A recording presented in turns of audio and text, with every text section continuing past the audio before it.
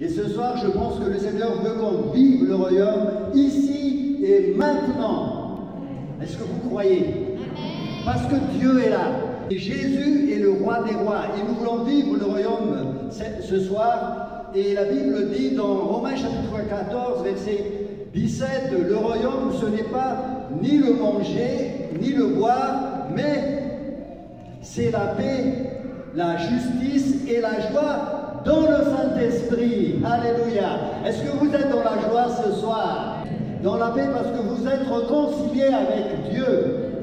Nous sommes justifiés, réconciliés avec Dieu. Nous sommes dans la joie et dans la paix. Et la justice de Jésus est sur notre vie. Est-ce que c'est le cas pour vous? Est-ce que vous êtes justifiés?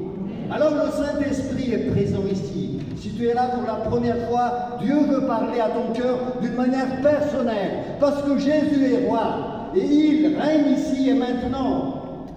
Le royaume est ici, actuellement. Et nous allons vivre le royaume de Dieu. Et le royaume ne consiste pas en paroles ni la Bible. Mais en quoi? En puissance. 1 Corinthiens chapitre 4 verset 19.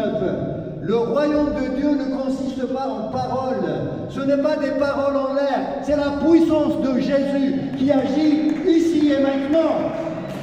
Parce que Dieu est là, Jésus règne. Et Jésus veut toucher ta vie. Nous avons entendu Bartimée. Pourquoi Bartimée a eu cette guérison? Parce que Jésus a commencé à proclamer le royaume de Dieu. Et à l'instant, il recouvra la parole de Dieu et il suivit Jésus en glorifiant Dieu. Et tout le peuple, voyant cela, louait Dieu aussi. Parce que Jésus règne. Jésus régnait à ce moment-là au milieu d'eux. Et cette femme aussi qui a été guérie de la perte de sang pendant 12 ans, le royaume de Dieu est venu et a envahi la vie de cette femme. Alléluia. Le royaume de Dieu est là et il veut envahir ta vie. Parce que Jésus est roi. C'est pour vous dire à ton voisin, le royaume est là. Est-ce que tu es prêt? Le royaume est ici. Est-ce que tu veux être touché? Et la Bible dit dans Matthieu chapitre 4, verset 23, que Jésus parcourait toute la Galilée. Je vous invite vraiment à lire votre Bible. Parce que ce que je dis là, toutes les guérisons dans le Nouveau Testament, c'est fait dans le cadre du royaume. Et Jésus a dit dans Matthieu chapitre 4, verset 23, qu'il parcourait toute la Galilée, c'est le nord. Et il allait de ville en ville, de village en village. Je ne sais pas, c'est affiché, merci Nicolas, c'est super. Non, c'est fabulant. Il guérit toute maladie et toute infirmité. Et sa renommée se répandit dans toute la Syrie. Et qu'est-ce qu'il prononçait dans les synagogues? Il prêchait la bonne nouvelle du royaume de Dieu. Et cette bonne nouvelle du royaume, vous savez, à l'époque, quand on parle de bonne nouvelle, on envoie en fait un messager qui allait de ville en ville, de village en village pour annoncer qu'un roi est venu et qu'un roi veut maintenant régner. Et c'est le cas de Jésus. Parce que quand il a commencé son ministère, Marc chapitre 1er verset 15, qu'est-ce qu'il a dit? Il a dit, le temps est accompli, le royaume de Dieu est proche, repentez-vous et croyez à la bonne nouvelle. Le temps est accompli. Il y a un temps. On arrive à ce temps-là où Jésus va introduire le royaume. Et c'est très important de bien comprendre cela. C'est vrai qu'il y avait déjà le royaume dans l'Ancienne Alliance. Vous savez, il y avait une attente au niveau des Juifs. Les Juifs étaient dans l'attente d'un roi. Est-ce vrai ou pas? Il y a beaucoup d'attentes. Et si on regarde en fait le royaume dans l'Ancienne Alliance, on constate que dans 1 Samuel, chapitre 8, je crois, que les enfants d'Israël ont demandé un roi. Est-ce que vous avez lu ce passage? Vous êtes d'accord avec moi? Ils ont demandé un roi parce qu'ils ne voulaient pas être soumis à l'Éternel. Il y avait une forme de rébellion dans leur cœur. Et Dieu a accepté, Dieu a permis, mais Dieu a dit, c'est moi qui le rejette en fait. Ils ne veulent pas être sous mon règne. Et à partir de là, dans tout l'Ancien Testament, dans le livre des rois, 1er, 2e, c'était comme un échec. Ceux qui ont l'habitude de lire ces livres, est-ce que vous lisez ces livres? Qui lit ces livres habituellement, l'Ancien Testament? Quand un roi arrive au pouvoir, c'est toujours avec ce refrain, et un tel est devenu roi, et il fit ce qui est mal aux yeux de l'Éternel. Hein, c'est comme un refrain, un leitmotiv. Dans tout l'Ancien Testament, c'est très rare qu'on dit « il fait ce qui est droit aux yeux de l'Éternel ». Il n'y avait que quelques rois qui faisaient ça. Je crois qu'il y avait Ézéchias, il y avait Asa, mais la plupart, ils faisaient ce qui est mal aux yeux de l'Éternel. Donc tout l'Ancien Testament nous raconte un certain échec de ce règne. Et effectivement, le règne s'est terminé d'une manière catastrophique. En fait, il y avait le royaume du Nord, et le royaume du Nord, donc il y avait la chute de Saint-Marie en 722 avant Jésus-Christ. Et quelques années plus tard, en 586, c'est le royaume du Sud, la chute de Jérusalem en 586. Les enfants d'Israël ont été déportés. Vous connaissez cette histoire? C'était un lamentable échec. Et Jésus arrive, l'évangile de Marc. Le temps est accompli, le royaume de Dieu est proche.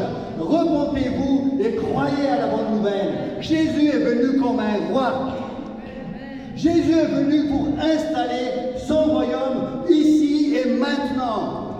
C'est ça Jésus, il est venu comme un roi. C'est le roi des rois. C'est vrai que le royaume est encore à venir, mais il est déjà là. Il est déjà au temps de Jésus. Il a introduit la puissance du royaume. Il est venu pour régner dans ta vie, dans ma vie. Et quand il prêche la guérison, c'est le royaume qui a envahi là où il est. Amen.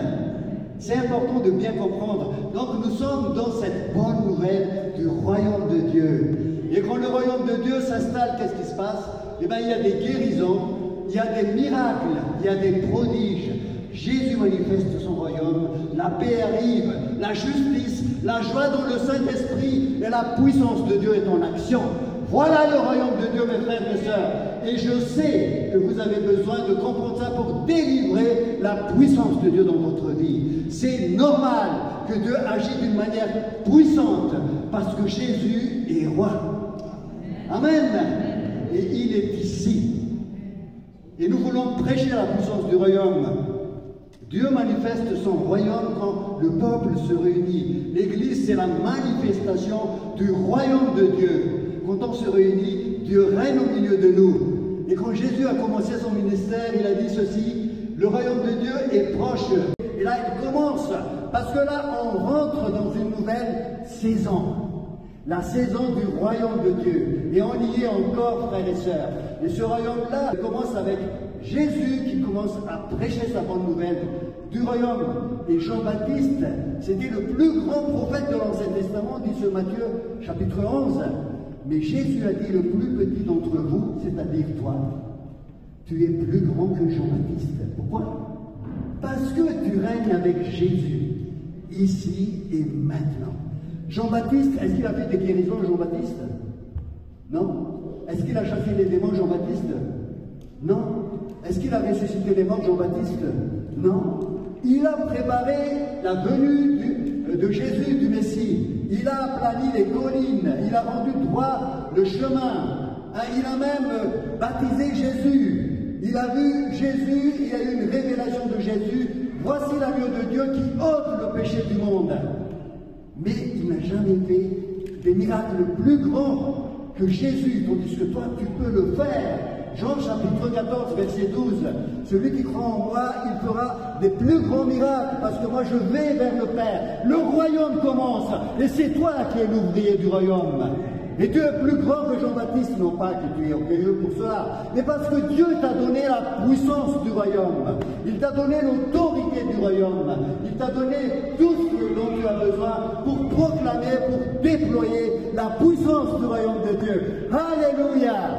Et Dieu veut agir ce soir, avec toi, avec moi, parce que Dieu est ici. Tu es plus grand que Jean-Baptiste, non pas que tu prêches mieux que Jean-Baptiste, non pas que tu sois plus fort que Jean-Baptiste, mais simplement, tu as maintenant l'autorité et le pouvoir pour déployer le royaume de Dieu. Alléluia! Acclamons le Seigneur pour ça. Alléluia!